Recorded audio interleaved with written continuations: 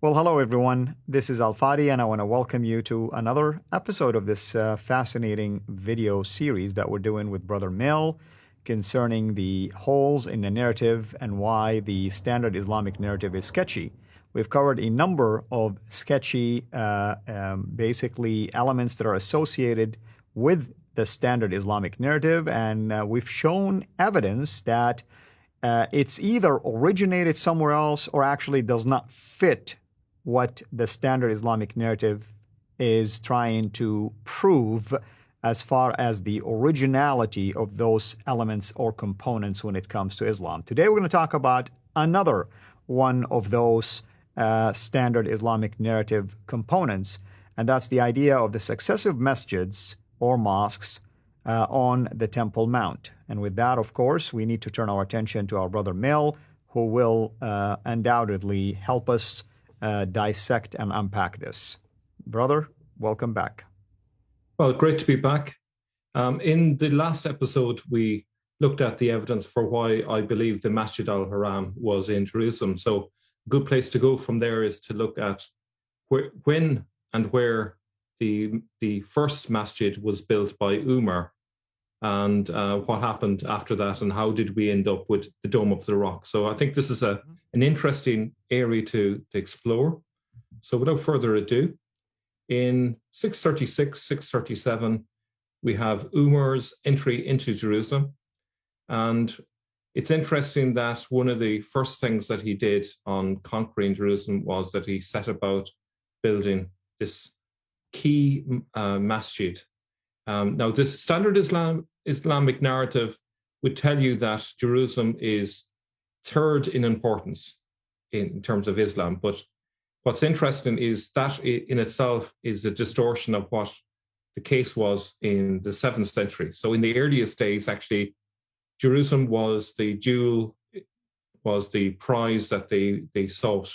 It was number one. It was the most important place. We still see echoes of that importance of Jerusalem in the idea that Muhammad flew on the horse to Jerusalem and ascended into heaven and so on. That kind of echoes that importance of Jerusalem. It's interesting that Muhammad doesn't ascend into heaven from Mecca, where you'd think he would, but instead from Jerusalem. And that's kind of just one of those anomalies that's still there in the standard Islamic narrative, which no one got around to getting rid of.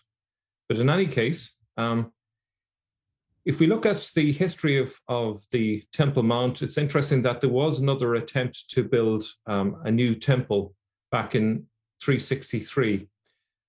This attempt was done by the Roman Emperor Julian. And this attempt ended in failure and was marked by divine displeasure. And just a quote here from the ecclesiastical history of Sozomen, he says, "Although the pagans were not well disposed towards the Jews, yet they assisted them in this enterprise because they reckoned upon its ultimate success," and here is really important, "and hoped by this means to falsify the prophecies of Christ." So the prophecy of Christ that was key is the fact that there would be no new temple on this location. The Jews, I believe, he says, were just in this state for instead of regarding this unexpected earthquake as a manifest indication that God was opposed to the re-erection of their temple, they processed to recommence the work, but all parties relate that they had scarcely returned to the undertaking when fire burst from the foundations of the temple and consumed several of the workmen. This fact is fearlessly stated and believed by all. The only discrepancy in the narrative is that some maintain that fire burst from the interior of the temple as the workmen were striving to force the entrance, while others say the fire proceeded direct from the bowels of the earth. So what we're talking about here is that there was an attempt to rebuild the temple, and there were a series of natural and what seems to be miraculous events that seemed to hinder their attempt to rebuild the temple, and they abandoned the effort. So this is centuries before Islam, and Christians would have viewed this as a divine sign that an attempt to thwart Jesus' prophecies were overruled by God's miraculous powers. Okay, so in this context, any attempt really to build on the Temple Mount has got an anti-Christian element to it, I would argue, because it's partly to disprove Jesus's prophecies. There's no inclination among Christians to rebuild the temple, because this is something that is no longer necessary, because the church itself is the new temple. So it's a regressive thing.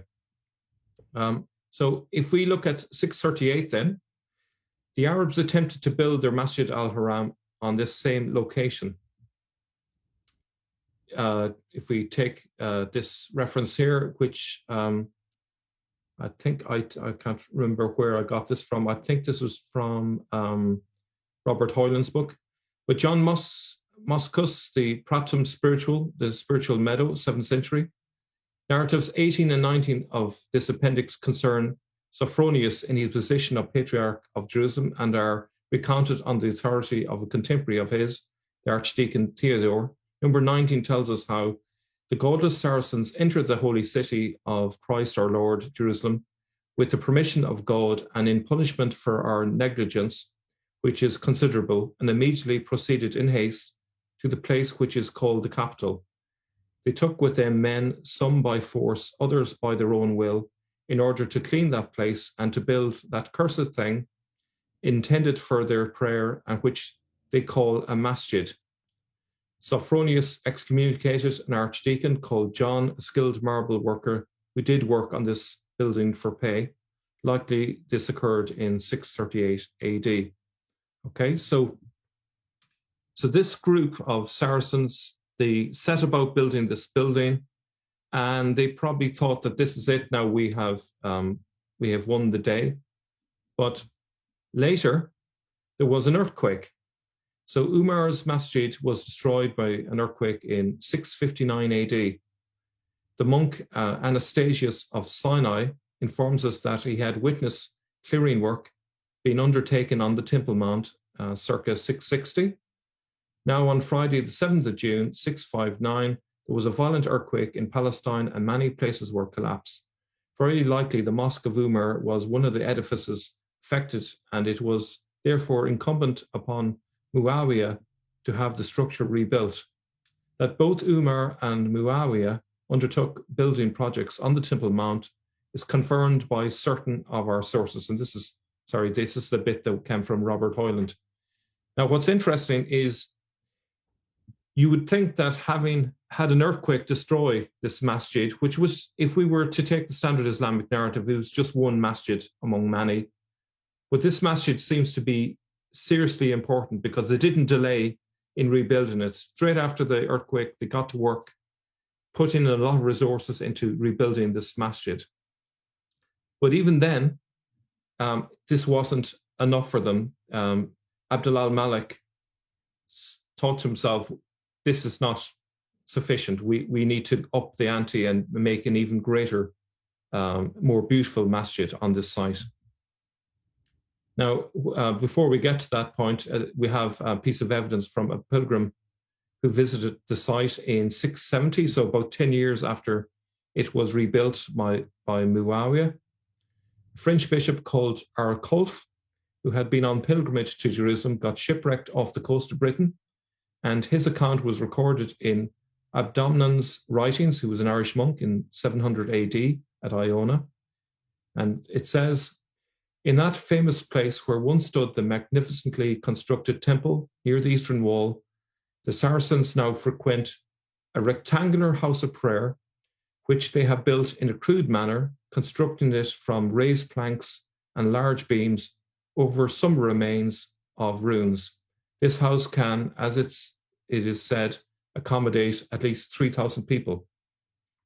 So I would argue that all of this evidence points to the Masjid al-Haram being this place. They're putting an awful lot of effort into making sure that they have this masjid right smack in the middle of Jerusalem on Mount Moriah or Mount Marwa. So very important place. And I just pointed out that the area of this would have been about the size of an American football field I'm sure our American audience will be able to relate to the size from that. Now, in 692, the Dome of the Rock was built by Abdul al-Malik. It is unclear whether it was commenced or completed in that year, but it was built in an octagonal shape, which for the Byzantines was associated with baptism and mausoleums. So that's quite curious why they built it in that shape. But in any case, if we look at the timeline, Umar builds it in 638 to 640, so in that time frame. An earthquake destroys it in 659. Muawiyah builds a new one in 660. And then Abdul al-Malik builds the Dome of the Rock in 692. So as you can see, there's an awful lot of money and effort being put into this specific masjid. Why is that? I would argue that it's because this was the Masjid al-Haram in the 7th century, and this is on the eve of the movement of the masjid way down to Mecca in probably the next century. And it's interesting, we have a reference to the Odyssey of Mecca as the place of the Masjid al-Haram, because he ridicules it in his writings and says, well, where are the trees for the sacrifice of Isaac in that location? He basically mocks the new site of Mecca, because the old site made sense, because this was the station of Abraham originally, where it made sense. It's now moved to a new site and lost its biblical connection. Now, is there any connection between this earthquake and also the destruction of Petra, for instance? Not that I'm aware of. The earthquake that was in Petra happened in 713, though okay. I know there were a number of earthquakes over the centuries. So, in terms of the one in 713, would that have damaged the Dome of the Rock as well? Could have been. I don't know what the answer to that one is. It'd be worth inquiring. What about the revolt of Ibn Zubayr and the taking of the Black Stone, for instance? Is there any connection or correlation to the destruction of this particular masjid and that? Yeah, I have a feeling that when it talks about Abdul al-Zubayr, that this might be conflict around Jerusalem and not Petra, as argued by Dan Gibson. So I kind of have a disagreement on that one.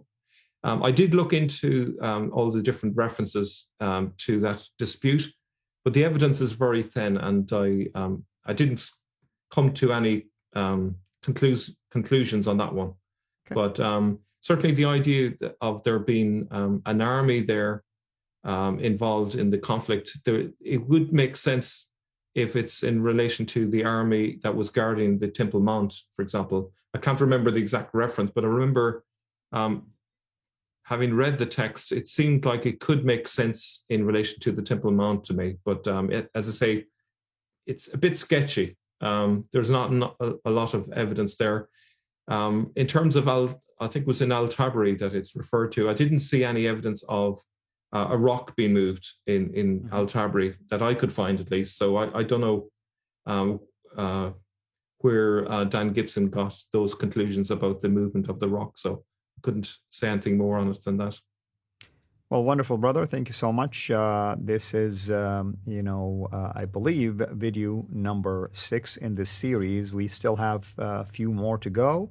Hopefully everyone has been enjoying this. Please remember to send your comments or observations to us. Connect with me if you like, or connect with our brother through his channel, Sneakers Corner, and ask us questions about what you are watching, or even bring to our attention anything you would like us to inquire about. I know many of you have been reaching out to me sometimes after watching the series, whether with Mel or with Jay, and they ask questions about certain things they've been observing, or maybe they came from a culture like in India or somewhere. They're noticing, familiar phrases or familiar practices, and they're inquiring about that as well. Undoubtedly, there is some overlap in different areas, but there is also a reason why you see this, because it originated somewhere, and people sometimes emotionally, when they migrate from one area to the other or move from one area to the other, whether for political reasons, whether for national disaster, whether just by choice, they are so emotionally attached to things that they are familiar with, and it's quite possible that they have, revived that again and started it something to remind them basically of what took place in the past, or maybe where they migrated from. I use, for example, the idea of New England, for instance, in the United States. That's because they moved from England, the Pilgrims, and they wanted to start in a new England, if you wish. There is New York, there is New Jersey. I mean, you get the idea of what's going on. So there is, there is no problem here. The fact that Mecca today became that hub, but the issue, was it the original place for it? And that's what we are trying to tackle. Well, brother, next time, looks like we are going to talk about the Masjid al-Haram never existed in Petra. And we like to address that. Again, I want to clarify, our brother is not talking about the Qibla issue. He's talking about the Kaaba, for instance, or the Holy Mosque in general. Was it in Petra also, or was it in Jerusalem? I want to point out to you, and you've heard it from Jay probably many times, and also from Mel and others, or Odom, for instance. There is two theories that are taking place. One is called the Petra thesis, and one is called the Jerusalem thesis. Regardless of where you stand on either one of those theses, there is something interesting in there that points to elements that contradict the standard Islamic narrative. And hence, this is why we're calling this the holes in the narrative, why the standard Islamic narrative is sketchy. Thank you, brother, as always. Thank you, everyone, for watching us. And until we meet again next time for another episode, have a blessed day. Thank you for watching this video. Be sure to like and subscribe to our channel, CIRA International, and click on the bell so that you receive notifications whenever we publish a new video or go live. I would also like to appeal to you to consider becoming a Patreon patron by clicking the link right below. By doing so, you can give towards the production of these videos. There are also other options for you where you can give to our channel. I thank you from the bottom of my heart.